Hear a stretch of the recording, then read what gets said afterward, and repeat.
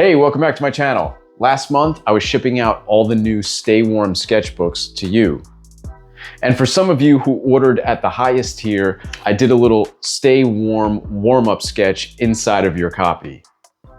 For a few of them, I decided to use it as an opportunity to do an exercise that I like to do in my own sketchbooks, which is doing a study of another artist's work. I even made a video about the benefits of that very exercise recently. In that video, I talked about how helpful that process can be in terms of getting a better understanding of how that piece of art that you really like is made, and to hopefully bring some of that understanding into your own work. In addition to all of that, it can just be a fun thing to do when you're not really sure what to draw or perhaps don't feel super inspired. Practicing another artist's work gets you going through the motions of creating a piece of art without having to come up with an idea or a composition. The cool part is that the artist that you're studying already did all of that. Suddenly though, even without an idea in mind or the inspiration of something specific that you want to say, marks start going down on the page and a drawing starts to come to life before your very eyes. Yeah, it's not your idea, and yeah, you don't only want to draw other artists' work, but sometimes doing these studies can be the perfect amount of encouragement to just get the artistic blood flowing, which can then lead to the proliferation of your own work. Anyway, filling up people's sketchbooks with warm-ups allowed me to use the opportunity to focus on 3 different artists whose work I wanted to study. They ranged from finished colored illustrations to a penciled preliminary drawing. However, I interpreted them all as black and white ink sketches using mainly a mapping nib and a brush. In addition to the exercise of copying another artist's work, trying to interpret a colored illustration into a black and white image is an exercise unto itself.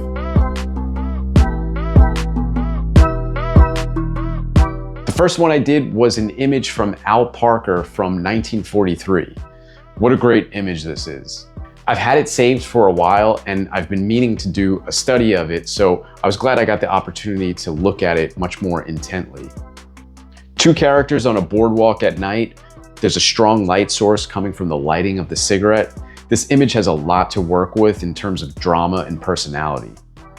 As far as the formal elements, I just focused on the relationship between the 2 figures and how they stood on the page. I disregarded the background and just wanted to focus on getting the spacing right between the 2 of them.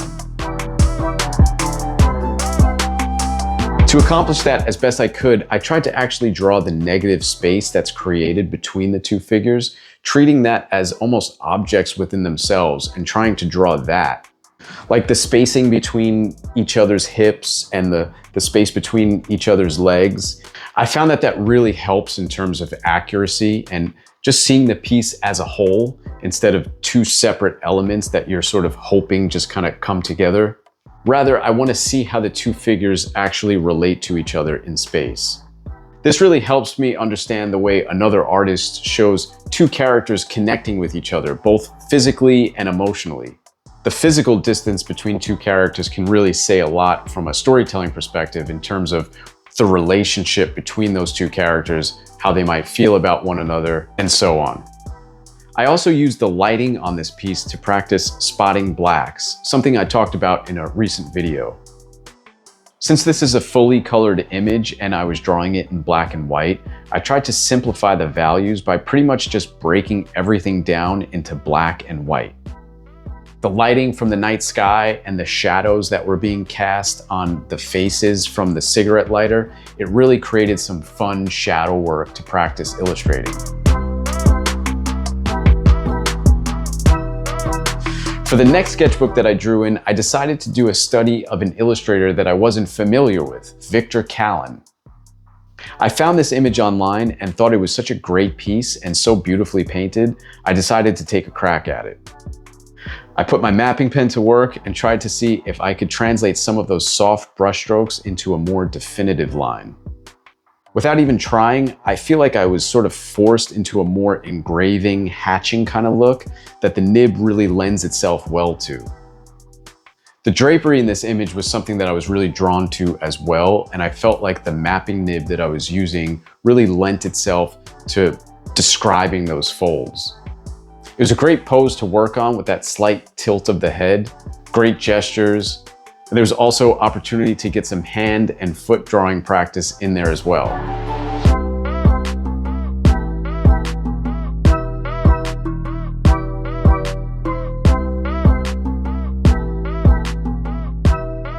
And lastly, for one of the other sketchbooks that I drew in, I chose a penciled preliminary drawing by the illustrator Gil Elvgren.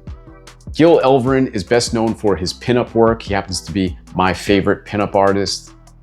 But this piece seems to be more of a traditional type of illustration, and it was really great to see his penciled preliminary work. Apparently, this was for an illustration that appeared in Cosmopolitan in 1948. It's said to be preliminary work, but to me it feels like a final illustration. A testament to the amount of work that he and other illustrators back then would put into their work. Granted, illustrators were given much longer deadlines back then, and also budgets were extraordinarily higher, but it's still a real standout to see an artist put that much thought and care into something that's not even the final. I was very much drawn to the way in which he rendered the clothes, specifically the pants and the shirt of the male figure. I love the zigzag-like shape that the light areas of the pants have. That was something that I tried to use as like my North Star when I was getting lost rendering those folds. The figures are also in such natural and realistic poses, and that's something that I really wanted to capture. It made me think of what his process might have been like in terms of reference material. I know many illustrators at the time would stage fairly elaborate photo shoots with actual wardrobe, lighting, and models to use as reference for the illustration. You gotta remember, this was long before the internet, so all the very specific details of the illustration had to either be photographed or very astutely captured from your imagination, or drawn from life right in front of you. Pretty incredible how believable this illustration feels. And like the first one, I really liked trying to capture the proper physical relationship between the two characters. Like how far apart or close together certain parts of them are, and really trying to use the negative space in between them to better describe that distance. I feel like negative space can be an often overused and underexplained term in art education. I think it's sort of like a word that everybody just kind of throws out. But if that's a topic that you would like me to go a little bit more in depth into in a future video, definitely let me know in the comments below.